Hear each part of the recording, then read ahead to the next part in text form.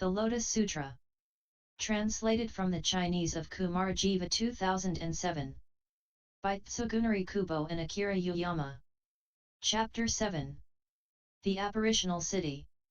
The Buddha addressed the monks, saying, "Once upon a time, immeasurably, limitless, inconceivable, incalculable kalpas ago, there was a Buddha called Mahabhijanajananabhibhutathagata, an Arhat, completely enlightened, perfect in knowledge and conduct, well departed, knower of the world, unsurpassed, tamer of humans, teacher of devas and humans, Buddha, Bhagavat. His land was called Susa.Bhava in the Kalpa called Maharupa. O monks, it has been an extremely long time since this Buddha entered nirvana. Suppose there were a man who ground the earth of the entire great manifold cosmos into powdered ink, and he were to then pass through 1,000 worlds to the east, where he let fall a single particle of ink, the size of a speck of dust. After passing through another 1,000 worlds, he let fall another particle, and he continued in this way until he had completely used all the ink. What do you think about this? Do you think that a mathematician or a mathematician's pupil would be able to count those worlds to the last party? Clear or not? O Bhagavat! No, they could not. O monks! Suppose that all the worlds this man passed through, whether letting fall a particle or not, were all ground into dust, and one speck of this dust were equal to one kalpa.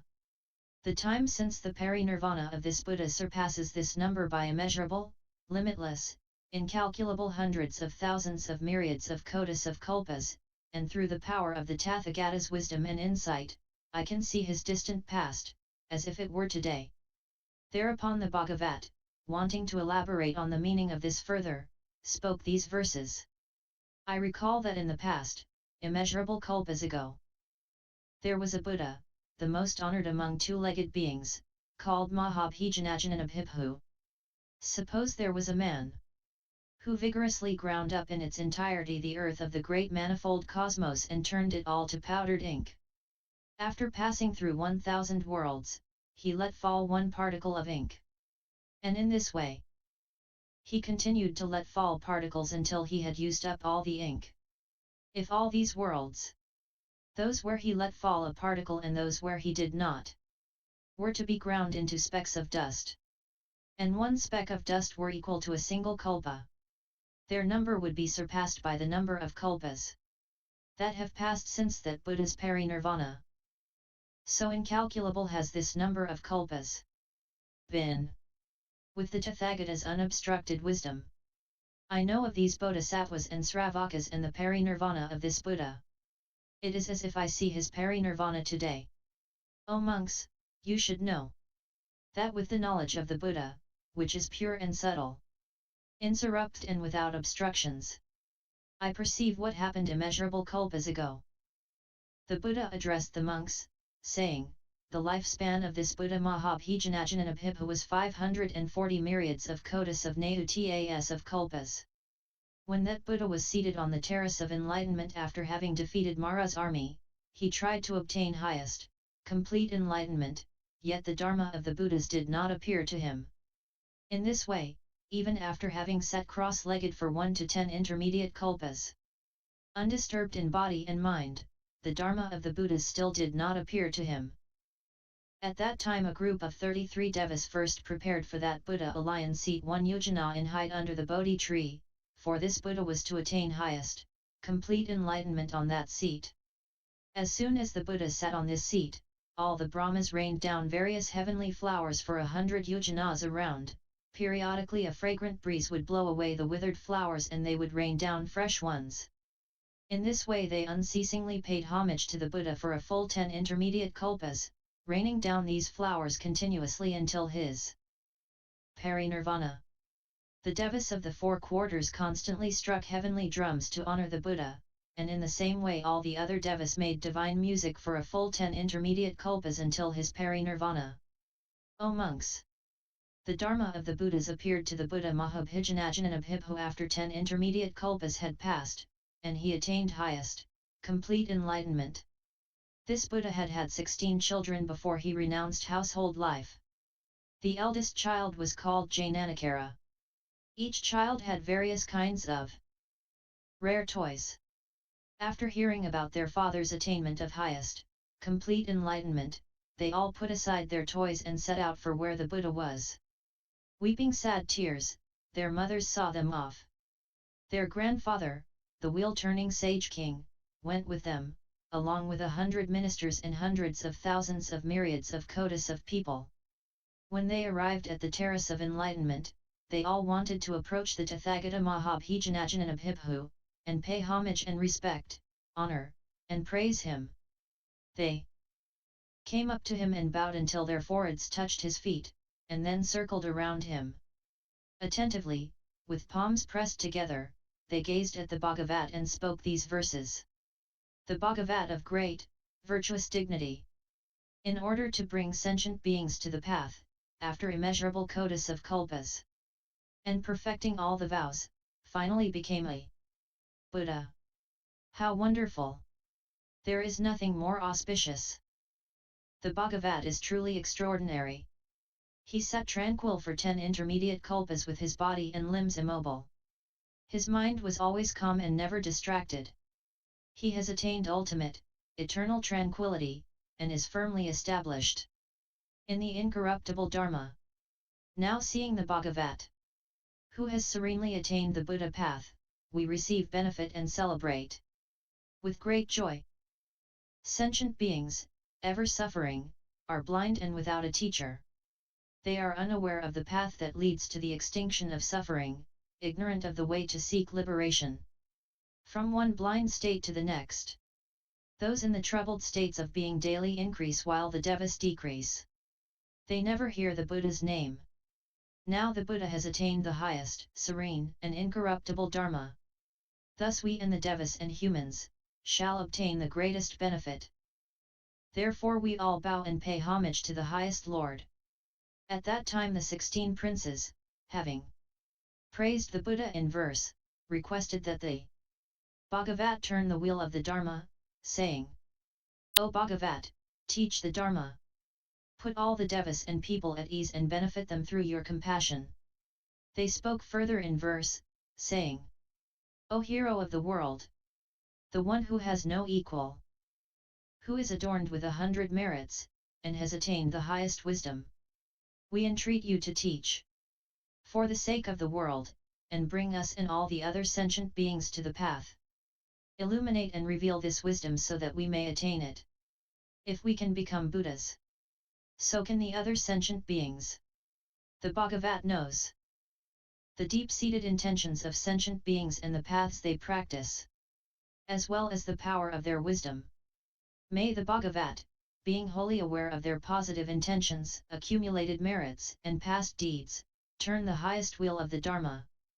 The Buddha addressed the monks, saying, when the Buddha Mahabhijanajnanabhibhu attained highest, complete enlightenment, 500 myriads of kotis of Buddha worlds in each of the 10 directions quaked in 6 ways. The dark places between the worlds, where the rays of the sun and moon had been unable to penetrate, were brightly illuminated.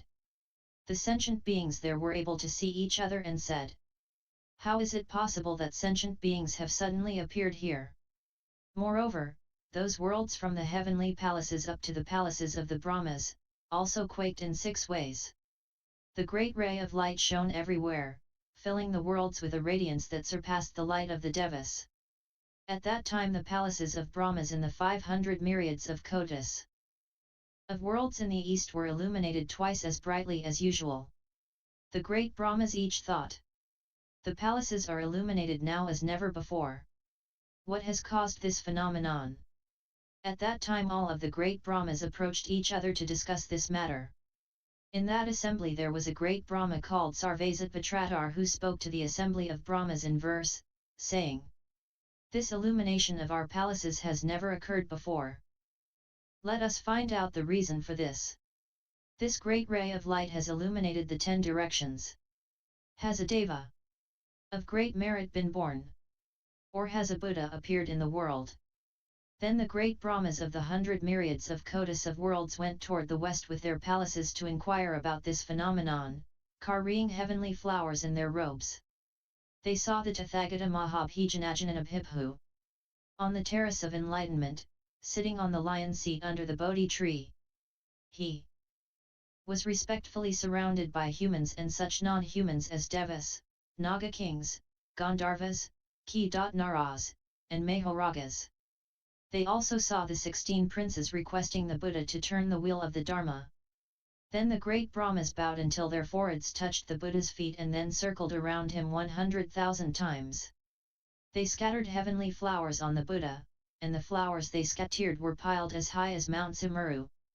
They also paid homage to the Buddha's Bodhi tree, which was 10 yojanas in height. Having reverently offered him flowers, they presented their palaces to the Buddha, saying, "Please accept the palaces we now offer you, and benefit us through your compassion." Then the great Brahmas spoke these verses wholeheartedly and in unison before the Buddha. The Bhagavat, who is truly extraordinary, is extremely difficult to meet. He is endowed with immeasurable qualities and seeks to protect all. The great teacher of devas and humans feels compassion for the world and causes all sentient beings in the 10 directions to be universally benefited. All of us, who have come from 500s of myriads of Kotis of worlds, have given up the pleasure of deep meditation in order to pay homage to the Buddha. To the Bhagavat we now present our palaces, which the merits of our previous lives have caused to be completely adorned. Please accept them through your compassion. Thereupon, having praised the Buddha in verse, the great Brahmas each said this: O Bhagavat! We entreat you to turn the wheel of the Dharma, open the path to nirvana, and guide sentient beings to it. Then the great Brahmas attentively spoke these verses in unison. O hero of the world, the most honored among two-legged beings! We entreat you to expound the Dharma and bring the suffering beings to the path. Through the power of your great compassion. Then the Tathagata Mahabhijanajananabhibhu silently consented. Furthermore, O monks, the great Brahmas in the 500 myriads of Kotis of worlds in the southeast saw their palaces illuminated with a ray of light that had never occurred before. Joyful and ecstatic, they were struck with wonder. They assembled to discuss this matter. At that time there was a great Brahma called Adhimatrakaronika. He spoke to the assembly of Brahmas in verse saying, "What is the reason that this phenomenon has appeared? Even since the olden times, this illumination of all of our palaces is without precedent. Has a deva of great merit been born, or has a Buddha appeared in the world? Since we have never seen such a phenomenon, we should seek thoroughly for its source. Even if we have to pass through thousands of myriads of Kotis of worlds, we should seek together for the source of this light. Possibly a Buddha has appeared in the world to save suffering sentient beings."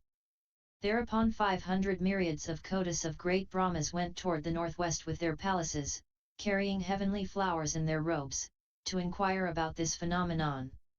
They saw the Tathagata Mahabhijanajananabhibhu on the terrace of enlightenment, sitting on the lion seat under the Bodhi tree. He was respectfully surrounded by humans and such non-humans as devas, naga kings, gandharvas, ki-naras, and mahoragas. They also saw the 16 princes requesting the Buddha to turn the wheel of the Dharma. Then all the Brahmas bowed until their foreheads touched the Buddha's feet and then circled around him 100,000 times. They scattered heavenly flowers on the Buddha, and the flowers they scattered were piled up as high as Mount Sumeru. They also paid homage to the Buddha's Bodhi tree. Having reverently offered the Buddha flowers, they presented their palaces to him, saying, "Please accept the palaces we now offer you and benefit us through your compassion." Then the great Brahmas spoke these verses wholeheartedly and in unison before the Buddha. O great sage, Deva of Devas! We now bow to the one whose voice is as beautiful as the Kalavinka birds, and who has compassion for sentient beings. The Bhagavat is truly extraordinary, and can only be seen once in an extremely long time. 180 kalpas have passed away fruitlessly. And no Buddhas have appeared during this time. The worlds have been filled with people in the three troubled states of being, and the devas have decreased. The Buddha has now appeared in the world to be the eyes of sentient beings. He will be the refuge of the world and will seek to protect all. As the father of sentient beings, he is the compassionate benefactor. Because of our past merits, we now have the good fortune to be able to meet the Bhagavat. Thereupon, having praised the Buddha in verse, the great Brahmas said, O Bhagavat! We entreat you to turn the wheel of the Dharma out of your compassion for all and save sentient beings. Son. Then the great Brahmas spoke these verses wholeheartedly and in uni. O great sage! Make us very happy. Turn the wheel of the Dharma, reveal the character of all dharmas, save the suffering beings. If sentient beings hear this Dharma, they will attain the path and be born as devas. The beings in the troubled states of being will decrease, while those who persevere in the good will increase. Then the Tathagata Mahabhijanajananabhibhu silently consented. Furthermore, O monks, the great Brahmas in the 500s of thousands of kotis of lands in the south each saw their palaces illuminated as they had never been before. Joyful and ecstatic, they were struck with wonder. They immediately assembled to discuss this matter together, asking, why have our palaces been illuminated? At that time there was a great Brahma, called Sudharma. He spoke to the assembly of Brahmas in verse saying, our palaces are illuminated with brilliant light. There must be a reason for this, and we should seek its source. We have not seen such a phenomenon during the past hundreds of thousands of kalpas. Has a deva of great merit been born, or has a Buddha appeared in the world? Thereupon 500 myriads of kotis of great Brahmas went toward the north with their palaces, to inquire about this phenomenon, carrying heavenly flowers in their robes. They saw the Tathagata Mahabhijanajananabhibhu on the terrace of enlightenment, sitting on the lion's seat under the Bodhi tree. He was respectfully surrounded by humans and such non-humans as devas, naga kings, gandharvas, ki-naras, and mahoragas. They also saw the 16 princes requesting the Buddha to turn the wheel of the Dharma. Then all the great Brahmas bowed until their foreheads touched the Buddha's feet and then circled around him 100,000 times. They scattered heavenly flowers on the Buddha, and the flowers they scattered piled up as high as Mount Sumeru. They also paid homage to the Buddha's Bodhi tree. Having revered the Buddha with flowers, they offered their palaces to him, saying, please accept the palaces we now offer you, and benefit us through your compassion. Then the great Brahmas spoke these verses wholeheartedly and in unison before the Buddha. O destroyer of afflictions! It is extremely difficult to meet a Bhagavat. We are now meeting the Buddha for the first time since 130 kalpas have passed away. Please satisfy sentient beings who are suffering from hunger and thirst, by pouring down the rain of the Dharma. O one possessed of immeasurable wisdom, whom we have never met before. Today we have encountered the one who appears as rarely as the Udambara flower blooms. Our palaces are beautifully adorned by this ray of light. We entreat you to accept them out of your great compassion. Thereupon, having praised the Buddha in verse, the great Brahmas said, O Bhagavat! We request that you turn the wheel of the Dharma, thus causing the Devamaras, Brahmas, Sramanas, and Brahmins to be at ease and saving them all. Son. Then the great Brahmas spoke these verses wholeheartedly and in uni. We entreat you, O best of devas and humans, to turn the wheel of the highest Dharma. Beat the drum of the great Dharma, blow the conch of the great Dharma. Rain the rain of the great Dharma everywhere, and save incalculable sentient beings. We have all come to request that you expound it with your profound voice. Then the Tathagata Mahabhijanajananabhibhu silently consented. The very same thing happened in the worlds from the southwestern to the lower regions, as well as those in other directions.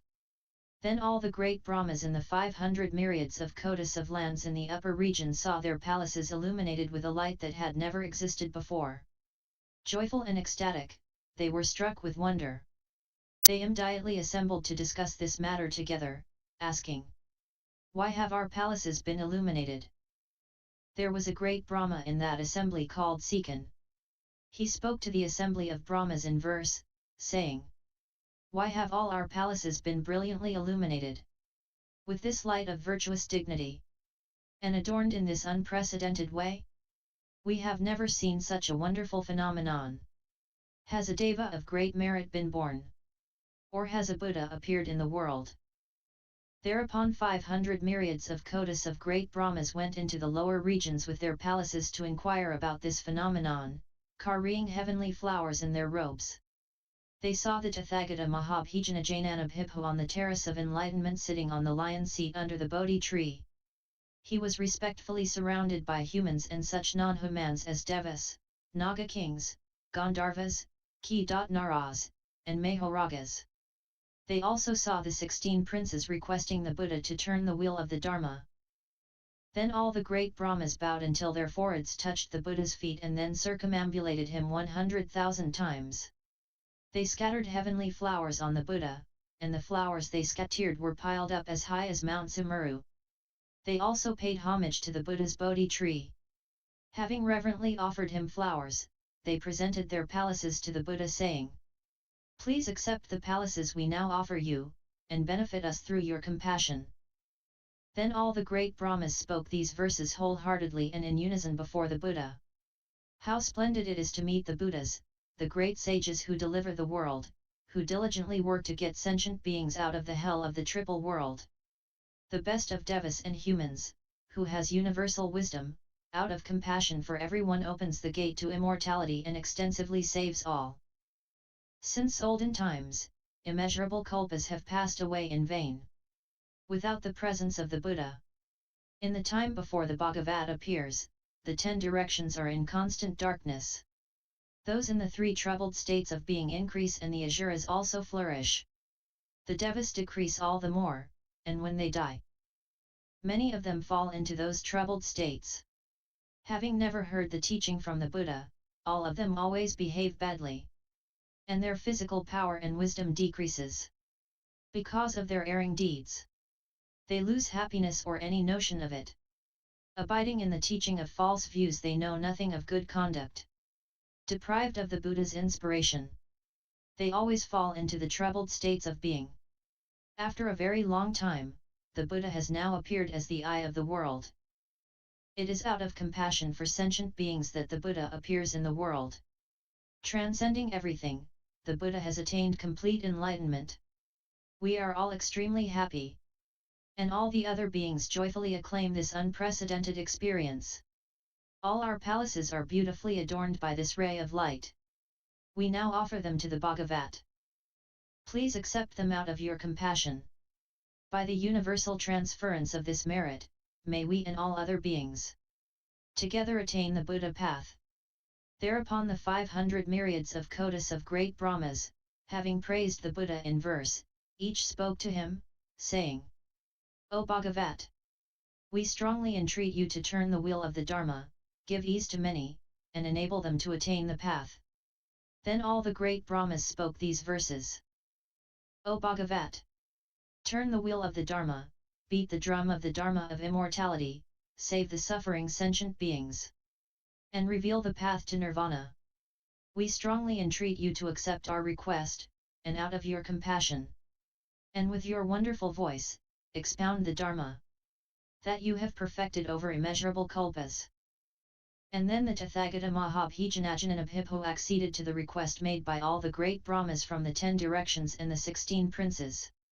He then immediately turned 3 times the Dharma wheel of 12 spokes, that no Sramanas, Brahmins, Devamaras, Brahmas, or any other being in the world could turn. He taught, "This is suffering. This is the origination of suffering. This is the cessation of suffering, and this is the path that leads to the cessation of suffering, i.e., the 4 noble truths." He also extensively taught the Dharma of the 12-linked chain of dependent origination, saying, conditioned states are dependent on ignorance. Consciousness is dependent on conditioned states. Name and form are dependent on consciousness. The 6 sense fields are dependent on name and form. Contact is dependent on the 6 sense fields. Feelings are dependent on contact. Craving is dependent on feelings. Grasping is dependent on craving. Becoming is dependent on grasping. Birth is dependent on becoming. And old age, illness, death, anxiety, sorrow, suffering, and distress are dependent on birth. When ignorance ceases, then conditioned states cease. When conditioned states cease, then consciousness ceases. When consciousness ceases, then name and form cease. When name and form cease, then the 6 sense fields cease. When the 6 sense fields cease, then contact ceases. When contact ceases, then feelings cease. When feelings cease, then craving ceases. When craving ceases, then grasping ceases. When grasping ceases, then becoming ceases. When becoming ceases, then birth ceases. When birth ceases, then old age, illness, death, anxiety, sorrow, suffering, and distress cease. When the Buddha explained this Dharma to the great assembly of the devas and humans, at that time 600 myriads of kotis of Nahudas of people, because they were not attached to any existent thing, became free of all corruption. All of them perfected profound meditations, the 3 sciences, the 6 transcendent powers, and were endowed with the 8 liberations. When he taught the Dharma for the 2nd, 3rd, and 4th time, thousands of myriads of kotis of Nahudas of sentient beings, equal to the sands of the Ganges river, who were not attached to any existent thing, became free of all corruption. Innumerable, immeasurable, incalculable Sravakas followed in their turn. At that time the 16 princes who were still young renounced household life and became Sramaneras. All their faculties were sharp, and their wisdom was penetrating. They had paid homage to hundreds of thousands of myriads of kotis of Buddhas, practiced the pure path of discipline and integrity, and sought highest, complete enlightenment. They all spoke to the Buddha, saying, O Bhagavat! All of these immeasurable thousands of myriads of kotis of Sravakas of great merit have all attained perfection. O Bhagavat! You should also expound the teaching of highest, complete enlightenment to us. Hearing it, we shall all practice it. O Bhagavat! We aspire for the wisdom and insight of the Tathagata. The Buddha himself knows what is deep in our minds. At that time 8 myriads of kotis of people in the assembly who served the noble emperor saw the 16 princes renounce household life and appealed to the emperor to allow their own renunciation. The emperor immediately gave his permission. Then the Buddha accepted the request of the Sramaneras.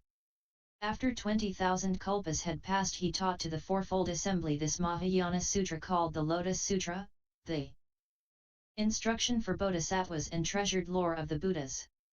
After the Buddha taught this sutra, all the 16 Sramaneras preserved, recited, and understood it in order to achieve highest, complete enlightenment. When the Buddha taught this sutra, all the 16 Sramaneras, the bodhisattvas, completely accepted it. There were also some among the Sravakas who believed it. But all the other thousands of myriads of kotis of sentient beings became confused. The Buddha continuously taught this sutra for 8,000 kalpas without stopping. After teaching this sutra, he immediately entered a quiet place and abided in meditation for 84,000 kalpas. At that time each of the 16 Sramaneras, the bodhisattvas, knowing that the Buddha had entered the quiet place and was abiding tranquilly in meditation, ascended the Dharma seat and extensively taught and explained the Lotus Sutra to the fourfold assembly for 84,000 kalpas. Each of them saved 600 myriads of kotis of Nahudas of sentient beings, equal in number to the sands of the Ganges river. By revealing and teaching it, they gladdened these sentient beings and awoke in them the thought of highest, complete enlightenment. Having arisen from Samadhi after 84,000 kalpas had passed, the Buddha Mahabhijanajanaabhibho approached the Dharma seat and sat down with complete mindfulness. He addressed everyone in the great assembly, saying, "These 16 Sramaneras, bodhisattvas, are extraordinary. All their faculties are sharp and their wisdom is penetrating. In times past they have paid homage to immeasurable thousands of myriads of kotis of Buddhas and have constantly practiced the pure path of discipline and integrity under them. They preserved the wisdom of the Buddhas and revealed it to sentient beings, causing them to enter into it. All of you should approach and pay them homage again and again. Why is this? If there are any Sravakas, Pratyeka and Bodhisattvas who are able to believe and preserve the teaching in this sutra expounded by these 16 Bodhisattvas and not disparage it, they will all attain the wisdom of the Tathagata, highest, complete enlightenment." The Buddha addressed the monks, saying, "These 16 Bodhisattvas always willingly taught this Lotus Sutra. Each Bodhisattva has inspired 600 myriads of kotis of Nahudas of sentient beings equal in number to the sands of the Ganges river. In life after life, they remained with these bodhisattvas and, hearing this teaching from them, they believed and understood. For this reason they were able to meet 4 myriads of kotis of Buddha Bhagavats during a period uninterrupted up to the present. O monks! I shall now tell you that these 16 Sramaneras, disciples of that Buddha Mahabhijanajanaabhibho, have now attained highest, complete enlightenment and presently teach the Dharma in the lands of the 10 directions. There are immeasurable hundreds of thousands of myriads of bodhisattvas and sravakas who have become their attendants. 2 of these Sramaneras have become Buddhas in the east. One is called Aksabhya in the land called Abhirati and the other is called Merukuta. In the southeast there are 2 Buddhas. One is called Si.Hagosa and the other is called Si.Hadvaha. In the south there are 2 Buddhas called aka Sapradasthita and Nityaparinirv.Ta. There are also 2 Buddhas in the southwest. One is called Indradvaha and the other is called Brahmadvaha. In the west there are 2 Buddhas called Amitayus and Sarvalokadata Padravadvga Pratyahutirna. There are 2 Buddhas in the northwest. One is called Tamalapatrakandanagadhabhijana. The other is called Merukulpa. In the north there are 2 Buddhas. One is called Meghasvaradipa and the other is called Meghasvararaja. In the northeast there is a Buddha called Sarvalokabhayakamitadbhavitva.Sanakara. And the 16th one is myself, Buddha Sakyamuni, who in this Saha world achieved highest, complete enlightenment. O monks! When we were Sramaneras, each of us inspired immeasurable hundreds of thousands of myriads of kotis of sentient beings equal in number to the sands of the Ganges river. Those sentient beings who heard the teaching from me attained highest, complete enlightenment. There are sentient beings who still abide in the stage of a Sravaka and whom I will inspire to attain highest, complete enlightenment. By means of this teaching, they will gradually enter the Buddha path. Why is this? The wisdom of the Tathagatas is hard to believe and hard to understand. Those incalculable sentient beings equal in number to the sands of the Ganges river who were inspired at that time were you, O monks, and those disciples who will be Sravakas in the future after my parinirvana. After my parinirvana there will be disciples who will not hear this sutra and will neither know nor understand the Bodhisattva practice, yet, through the merit they have acquired, the thought of extinction will awaken them and they will enter parinirvana. I will become a Buddha in another land with a different name. Although the idea of extinction has awoken in these disciples and they have entered parinirvana, in that land they will still seek the wisdom of the Buddhas and will then be able to hear this sutra. They can obtain parinirvana only through the Buddha vehicle. There are no other vehicles except the one taught through the skillful means of the Tathagatas. O monks! When the Tathagata realizes that the time of his parinirvana is approaching, knowing that the assembly is pure, firm in belief and understanding, has penetrated the teaching of emptiness, and has deeply entered meditation, he will then gather the assembly of bodhisattvas and sravakas together and teach this sutra to them. In this world there is no second vehicle through which one can attain parinirvana, only through the single Buddha vehicle can one attain it. You should know, O monks, that the Tathagata through skillful means deeply penetrates the dispositions of sentient beings. Knowing their inclination toward the inferior teachings and that they are deeply attached to the desires of the five senses, he teaches nirvana for their sake. If they listen, they will accept it. Suppose in a desolate, fearful place there were a dangerous road 500 yojanas long. There is a large group that wants to travel along this road to reach a place where there is great treasure. They have a leader who is wise and penetrating and who knows the passable and impassable parts of this dangerous road very well. Although he wants to guide these people past the danger, they become exhausted along the way. Addressing the leader they say, "We are extremely tired and frightened. We cannot go any further. We are still far away from our destination, and we want to turn back." The leader, knowing many skillful means, thinks, "These people are to be pitied. How could they want to turn back and abandon the great treasure?" After thinking this, the leader, through his skillful means, magically creates a city 300 yojanas away along the dangerous road. He addresses the people, saying, "Do not be frightened. Do not turn back. You may now stay in this great city and be at your leisure. If you enter this city, you can be comfortable and at ease. Once you are able to go on and reach the treasure site, then you can depart once more." Then the exhausted people rejoice greatly and praise this unprecedented experience, saying, "We are now free of this evil road and will be comfortable and at ease." Then they proceed to the apparitional city and enter it. They believe that their hardships are over and feel at ease. Then the leader realizes that they are rested and their fatigue has gone. He immediately makes the apparitional city vanish and says to the people, "All of you, come along. The treasure site is near. I made that great apparitional city only in order to let you rest." O monks! The Tathagata is exactly like this. Now for your sake he has become a great leader who knows the long, dangerous, and evil road of birth, death, and desires confusion. You should leave it and be saved. If sentient beings hear only about the single Buddha vehicle, they will then want neither to see nor approach a Buddha. They will think that the Buddha path is long and attainable only after enduring severe and protracted suffering. The Buddha, knowing their minds, knowing that they are weak-willed and of lowly aspiration, teaches them the two nirvanas through skillful means in order to let them rest halfway to the goal. If there are sentient beings who abide in either of these two stages, the Tathagata immediately teaches, "What you have accomplished is not complete. The stage you abide in is close to the wisdom of the Buddhas.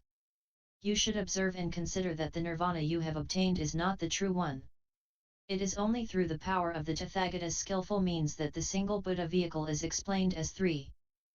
The Buddha is just like that leader who conjured a great apparitional city to let the people rest. Knowing that they were rested, he addressed them, saying, 'The treasure site is near. This city is not real. It is only my invention.' Thereupon the Bhagavat, wanting to elaborate on the meaning of this further, spoke these verses. The Buddha Mahabhijanajananabhibhu sat on the terrace of enlightenment for 10 kalpas, but still the Dharma of the Buddhas did not appear to him. And he did not attain the Buddha path. The devas, Naga kings, Asuras, and others constantly rained down heavenly flowers in order to pay homage to that Buddha. The devas beat heavenly drums and played various kinds of music. The fragrant winds blew the withered flowers away and then they rained down fresh, beautiful ones. After 10 intermediate kalpas had passed, he then attained the Buddha path. And all the devas and humans became joyful and ecstatic. The 16 princes of that Buddha, surrounded by thousands of myriads of kotis of attendants, came to the place where the Buddha was. Having bowed until their foreheads touched his feet, they requested him to turn the wheel of the Dharma, saying, "O noble lion! Fill us and everyone else with the rain of the Dharma. It is extremely difficult to meet a Bhagavat, since he appears only once in a very long time." To get the attention of the beings, the Buddha shook the entire world. The palaces of the Brahmas in the 500 myriads of kotis of lands in the east, were illuminated as never before. All of the Brahmas, seeing this phenomenon, came to the place where the Buddha was. They reverently scattered flowers and offered him their palaces. Requesting the Buddha to turn the wheel of the Dharma, they praised him in verse. The Buddha knew that the right time had not yet arrived. And although he had been asked, he sat in silence. The other 3 directions, the 4 remaining quarters, and the upper and lower regions were all like this. All the Brahmas scattered flowers, offered their palaces, and requested the Buddha to turn the wheel of the Dharma, saying, "It is extremely difficult to meet a Bhagavat. We entreat you to open wide the gate to immortality and turn the wheel of the highest Dharma. Through your great compassion."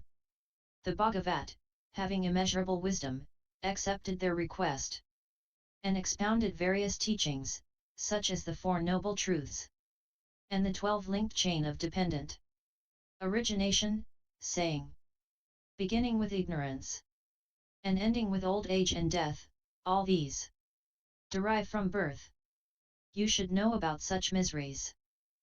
When the Buddha expounded this teaching, 600 myriads of kotis of trillions of people attained the complete extinction of all suffering, and became arhats.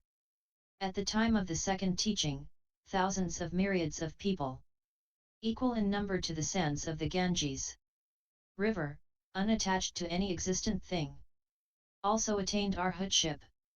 After that an incalculable number of beings attained the path.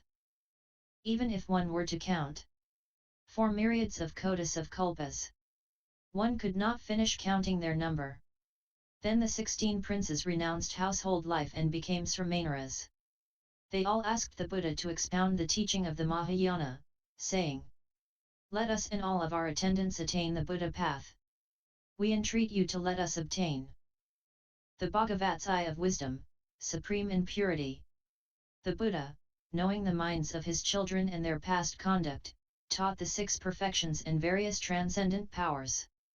Through incalculably numerous explanations and various illustrations, explaining the true teaching and the path to be practiced by the Bodhisattvas, he taught this Lotus Sutra in verses equal in number to the sands of the Ganges river.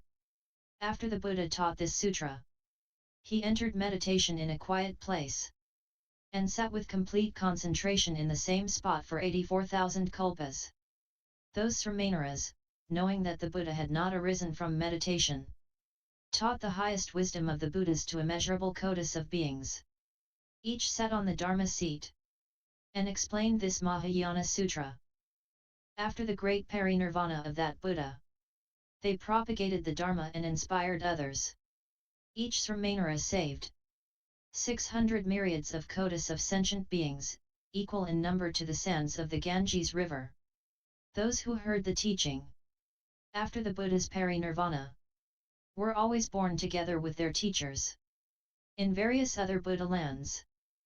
These 16 Sramaneras completely cultivated the Buddha path, and now, in the 10 directions, they have attained highest, complete enlightenment. Then those who heard the Dharma in the presence of each of these Buddhas and those who are in the Sravaka stage will gradually be taught the Buddha path. I am one of the 16. I have also taught you in the past. Therefore through skillful means, I will now also lead you to the goal, which is the wisdom of the Buddhas. Through these former causes and conditions, I will now teach the Lotus Sutra, in order to let you enter the Buddha path. Do not be worried or frightened. Suppose there were a dangerous road in a deserted wasteland far away, where there are many harmful beasts. There is neither water nor grass. It is a fearful place for human beings. Innumerable thousands of myriads of beings wish to pass along this dangerous way. But that road is very long, some 500 yojanas. Then there is a leader, endowed with deep wisdom and knowledge, discerning and resolute, who saves the people from various calamities when they meet with danger. The people all get tired and address the leader, saying, "We are all now totally exhausted. We want to turn back from here." The leader thinks, "These people are really to be pitied. How could they possibly want to return and lose the great treasure? He immediately thinks of skillful means, and how he should now use his transcendent powers, and he makes a great apparitional city, with houses adorned and surrounded with gardens, moats, and ponds. There are fortified gates and tall towers, and it is full of men and women. When the apparition is complete, he immediately consoles the people, saying, "Do not be afraid. When you enter the city, you can each do as you please." All the people enter the city. They are very happy and feel at ease, thinking they have been saved. When the leader knows they are rested, he gathers them together and addresses them, saying, "You should now proceed. For this is just an apparitional city. Seeing that you were extremely fatigued and that you wanted to turn back, after coming halfway, I made this apparitional city through skillful means. You should now strive to reach the treasure site together. I am exactly like this. I am the leader of all." Perceiving that those seeking the way have become timid, have stopped halfway, and are unable to walk to the end of the dangerous road of birth, death, and desire's confusion, I use skillful means and teach nirvana so that they may rest, saying, "You have extinguished suffering, and you have completed what must be done." Knowing that they have reached nirvana and attained arhatship, the Buddha immediately gathers the great assembly together, and teaches the true Dharma. All the Buddhas explain and teach the three vehicles through skillful means. Although there is only the single Buddha vehicle, they teach two in order to provide a place of rest. For your benefit I now teach the truth. What you have attained is not the ultimate goal. You must call forth great efforts in order to obtain the omniscience of a Buddha. If you attain omniscience and the qualities of the Buddha, such things as the 10 powers, and become endowed with the 32 marks, then you will have attained the ultimate goal. The Buddhas, the leaders, teach nirvana in order to let beings rest in comfort. When they know that they have rested, they lead them to the wisdom of the Buddhas. End L. 07